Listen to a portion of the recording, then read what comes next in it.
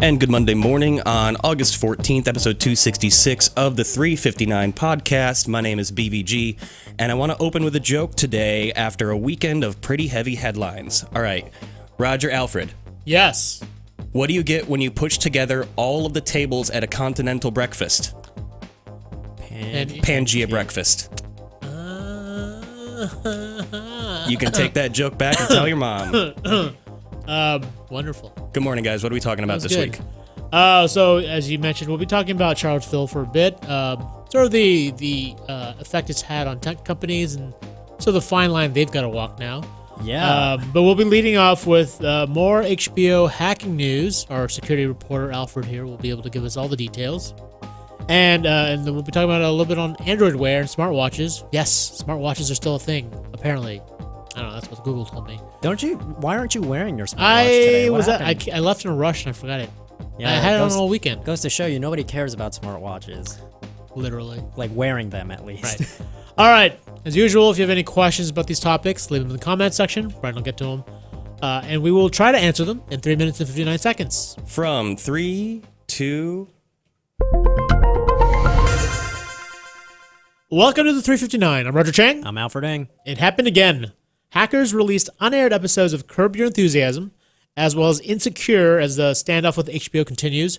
Alfred, you've got the latest. What's going on? So these hackers have been asking for $6 million from HBO, and they've been slowly leaking more things over the last few weeks. It started with a script for Game of Thrones episode 4, then it was unaired episodes of Ballers, the show with Dwayne "The Rock" Johnson, and then just this Sunday they leaked episodes of Curb Your Enthusiasm, which are also unaired. They're When is that show actually supposed to come out in October? Oh wow, pretty soon. Yeah, it's kind of under the radar because I knew they were making a new season. I didn't realize it was coming out so soon. Yeah, and they're claiming that they have 1.5 terabytes of data on this. HBO has not paid. They offered a $250,000 bug bounty. Yep. On July 27th in an email correspondence that these hackers also leaked. And HBO basically is saying that, we never intended on paying that. That was kind of more of like a stalling tactic kind of thing. And so that's where we're at now, right? HBO is still refusing to pay this ransom. Yes. Okay. All right, so next up, Android Wear is making another big push for smartwatches, and it's doing it not with partners like Samsung or LG, but with names more familiar with fashionistas like Michael Kors, Movado, and Tag. Does this change your mind about smartwatches? Because you're a watch guy, right? I'm somewhat of a watch guy. I have maybe 8 watches in a drawer at home. That's like 7 more watches than me. Yeah, but they're not like Rolexes. They're like Casio watches. They're like $30. What are you rocking right now? This is a Casio. Speaking of which, yeah. Yes, this is a Casio compass watch. And are Casios cool again? Because I still kind of remember when Casios turned lame when I was a kid. Yeah, but I don't know. I guess they're cool again. But no, I don't think it changes my mind on smartwatches. I feel like if there was a smartwatch that looks really cool, I'd want it. But if you have a bunch of watches Brian's pulling up a photo of a couple of the watches. I mean, they look... I talked to these fashion companies for a while. They really said they put a lot of care into the aesthetics of it. That it looks like a Michael Kors watch as opposed to a smartwatch. I really like the way all of those look. My problem is that if I have a bunch of watches already, I'm not gonna buy if I buy a smartwatch, I'm only gonna buy one. Yeah. Why would I need 10 different smartwatches kind of thing? If you have one, and then if I get that one smartwatch, it makes all my other watches completely obsolete. That's what they're trying to do. Yeah, and I don't know. I mean, if I buy one, then yeah, I'm probably just gonna ditch all these other watches. But the thing is, I do think it's a good play what they're doing by appealing to the fashion side of things because people aren't gonna wear these just because it's I can get my text messages on it. Yeah, totally. So lastly, if you've been paying attention to the news over the weekend, Charlottesville has been a hotbed of controversy over the white supremacist rally. Now, tech companies are kind of getting dragged into this mess, and it kind of shows the kind of fine line they have to walk, right? Airbnb has. They had banned racist users from using their service for this protest. Now GoDaddy has basically revoked their domain. They stopped being the domain provider for the Daily Stormer. The Daily Stormer, yeah. Yeah, which has been widely regarded as the top racist site. Yeah, it's a on the big internet. It's a big forum for a lot of these racist organizations. And I do think it's very interesting. Well, technology has made everything so much more convenient for everybody. If I wanted to go visit a place, I could go on Airbnb. I don't have to go to a hotel. But it's also kind of done the same. When we're saying everybody, this includes racists. Yep. So it now these tech companies are basically, they have to kind of fight back against this, where they're basically saying we don't support these groups. We don't want them using our services or anything like that. But it kind of drags into this whole discussion of, okay, well, if Airbnb and like GoDaddy are doing this, what other tech companies out there are going to be able to. And on the flip side, this Twitter account called Yes, You're Racist emerged over the weekend, basically naming and shaming people who joined the weekend rally. So that's sort of, you brought up this point earlier, that it puts Twitter in a weird position, it'll right? be interesting to see what Twitter does, because it's against their terms and conditions to dox people, right, by posting their names and addresses and things like that. But I mean, the account is basically saying, we need to draw these people into the light and show, that this isn't publicly acceptable to be able to just go out and, spew hatred or anything like that. So it'll be interesting to see what Twitter does on this. Definitely no simple answers here. It's a very complicated topic. For those stories and more, check us out on CNET. I'm Roger Cheng. I'm Alfred. Thanks for listening. So we're going to jump right back into the HBO controversy before the other controversy. Sure. That's the biggest controversy of what we were talking about today. Listen, what's already been said is what needs to be said. I don't know if we need to harp on it too hard. Yes, it's an issue to be discussed, and if it comes up in the chat, we'll gladly address it. But for right now, we don't need to press it any further. Everybody already knows what the hell's going on. Let's try to bring a little bit of levity back to the week so we can all have a bit of a palate cleanser, if I may. I'll be interested in the HBO hack to see if this Curb leak does anything, because when the Game of Thrones leak happened, that ended up being their most watched episode ever. Right. But they didn't. Did they leak the actual episode? I thought it was the outline for the episode. It was a script. It was a script, right? Yeah, but which isn't the same, right? No, people aren't going to actively go hunt. I mean, unless you're a super fan who has no morals. I guess what I'm wondering is, what will it take to get HBO to even consider paying for any of this? That's a great question. Curb isn't really that. I mean, it's a large property for them, but it's a beloved show. But it's not Game of Thrones level for them. So I don't know. Yeah, fair enough. It'll be interesting to see what gets them to pay up. I mean, even for like Netflix, Orange is the New Black is like a huge show for them. And Netflix they didn't pay either, and it also didn't hurt them at all, because it just got so many people use Netflix already, and it's like, why would I download this that could also potentially give my device think about the loyalty factor. The people that really love these shows, they don't want to do something to hurt them. Yeah, I mean, it's just like my mantra about online content is always like, give me an excuse to pay for it. Don't make me go looking for it on, let's call questionable alternatives.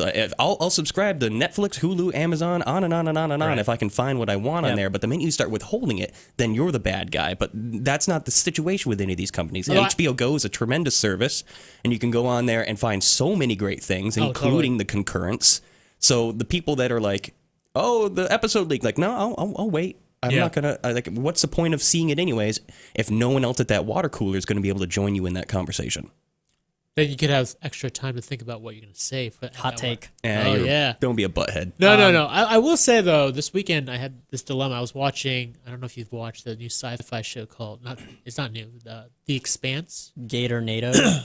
Gator. No, not Gator. The Expanse, that's been around a couple years, hasn't it? It's on its second season, It's second season. I watched the first episode of it, and I never kind of followed up. It's actually really, it's a fantastic show, but I noticed... It's up there with, not Babylon 5. What am I trying to say here? Battlestar Galactica. Oh, Oh, is it? Yeah. Wolf, Babylon 5. It's pretty, I like Babylon 5. No, that's just a bizarre... But it's not kind of samely. But I noticed that I finished the first season, which is available on Amazon. I tried to go, I have a sci-fi account and everything, and so I logged in, and they only aired like the last 3 episodes of the second season, which didn't make any sense to me, because it was sort of like, that's when I was like, starting to contemplate, I'm like, should I start looking for alternative sources? Because like, here's a provider who I'm a paying subscriber to, sci-fi, the cable package that allows me to have this access, but I don't have those episodes. Yeah. And that's when I'm like, that's when it gets kind of gray, because like, I really want to watch the episodes. I'm a paying subscriber. I should be able to have access to some of these shows, but I don't. Still not perfect to be a cord cutter. Yeah. No. So, Roger, you have to go in a couple minutes, so we better get to some chat questions before. So, stemming off of this conversation, the Datch asks, why can't studios keep their networks secure? Oh, Alfred has HBO, really Sci-Fi, Sony. Alfred has all the answers to this. All right, so basically when you look at a studio, it's not HBO or Netflix that gets, or Sony that gets hacked. It's usually like a third-party organization. That's kind of what happened with Netflix. It was a sound engineering studio that's widely used by a lot of Hollywood studios like that got breached. Like HBO, we still don't know how HBO got breached, but the idea is that there's so many like different pieces to this puzzle that like all they need is just one to fall. Right. And you gave that great example. Like if you just sit around and you watch the credits list for a movie or TV show and it goes on and on, every single name on that list is a potential Every single name is victim. a person that like they can use to like basically break in. And once they have that access, if it's a person high level enough, then they're most likely able to get, you know, pretty much everything. Right. So if you're like a Sony or an HBO and you've got all the money to spend on security, that's great, but that doesn't mean the same thing for all the, You can't protect like everybody that right. you're working. All those third-party vendors who, and there are tons who work to produce little elements of that show or that movie. Just like fix up the sound or the color, Right. or even like the dude that like holds like the light up or anything like that. It's the grip. Oh, grip. gaff. the best boy or something. Just gonna start naming things. Yeah. Yeah, but like that's the problem with security on this. And then the second angle is basically, you know, because these are massive studios that make a ton of money, they're like targeted like very frequently now because of how easy it is and how much money that they can make off of this. Somebody that I spoke to in my story about the you know, the security of Hollywood, it was basically talking about how it's happened so frequently now that a lot of Hollywood studios actually have been secretly paying off these hackers just to make sure that like it doesn't get public and they get their shows back, because for a lot of them it is high value for them. Totally. I love this comment from Jiffer in the chat. This is like kind of off that idea. Is HBO is going to start hiring people to stand by the water coolers, asking people, "Have you seen the leaked TV series?" and then move in on them. It's like, I would actually like to see that. That sounds like a really great hidden camera show in itself. Yeah, so I was gonna say that's a good premise to a show. That was what it was like for security for a lot of Hollywood studios before. Like before, you know, they themselves started getting hacked. They would their whole thing about online security. Their biggest threat on the internet was, you know, pirated episodes. Yeah. And that's what they had their resources to go after, you know. But now they're like, how do we protect ourselves and those that we're connected to? Yep. We got more than a few people in the chat, including the Datch, who have Casio watches themselves. Hey, Represent. Casio represent. Can they get a shout out, Alfred? I'm a cast man. Does that really work? That's not a thing. I don't know if that works. Yeah. Unrelated note from the Android Wear, Josh Boyda says, I feel the smartwatch is in the same place as the smartphone before the iPhone. So he's saying, like, what are we waiting for one major catalyst to really make it worthwhile? That's the thing. I don't know if it is. Until we can do, the like, Apple Watch is Power there. Rangers communicator watch, then I'm not in. Well, I talked to the... does it... So do you actually turn into like a Megazord or something? Yes. Yeah. I need a call from Brian. Well, I remember, Brian Cranston Zordon. I remember seeing a bunch of people talking about, was it like the Samsung watch where they were like advertising, oh, you can like talk to people on it now, but it was just like, you look so stupid, dude. Like, where's... Well, so hey, what's up? How's it going? I will say there's one way that I've used that, like holding a kid while talking to my wife on the watch. Super clutch. The only thing about that is like once smartwatches get on like everybody's wrist, I'm very worried about phantom notifications. You know how like sometimes you feel like you feel a vibration? Your wrist will start shaking. Yeah, like, you'll be like in the middle like of the night, and then like you think that your wrist is vibrating, and like, oh nope, it's just phantom vibration. I get that. I still get that all the time. But not on your wrist. No, on like my hip where I keep my phone. Yeah, exactly. Now I'm saying like once like smartwatches become like ubiquitous, it'll just, you know, I feel like that'll be a thing that happens. Do you get it? Because I know you wear a smartwatch a lot. I don't get it. Okay. Not yet, at least. You will. And my wrist does buzz a lot throughout the day. Yeah, I can't. Oh, God. Like, with the watch. Okay. Just to clarify. Yeah, okay. When I have the watch on me. Now, no phantom buzzing. Yeah, I still just don't. I don't like to wear things on my wrist at all. So just the concept that we invented a device to keep on our person at all times to access information from anywhere in the world that's so handy and multi-purpose, and then we invented a device so we don't have to look at that device. Yeah. I don't know. That's just, it's not my speed. The problem, it's a solution looking for a problem. All right, so Roger, you actually have to run to a meeting, right? I do. And one quick shout out to Beefy Tech. He's asking what kind of microphones we're using. We're using classic Electro Voice RE20s. Yeah, man. Just let me geek out for a second. Yeah. Totally. You guys have your Game of Thrones. I have microphones. Well, it's not even a Game of Thrones microphones. Game of Phones. Game of Phones. No, wait. No, that's a different That's thing. a whole other thing. All right. Good night, everybody. All right. Yeah. If you liked anything you saw or heard here, check us out on CNET. Our podcast is also available on iTunes, TuneIn, Stitcher, SoundCloud, Feedburner, and Google Play Music. See y'all tomorrow. Later. Bye.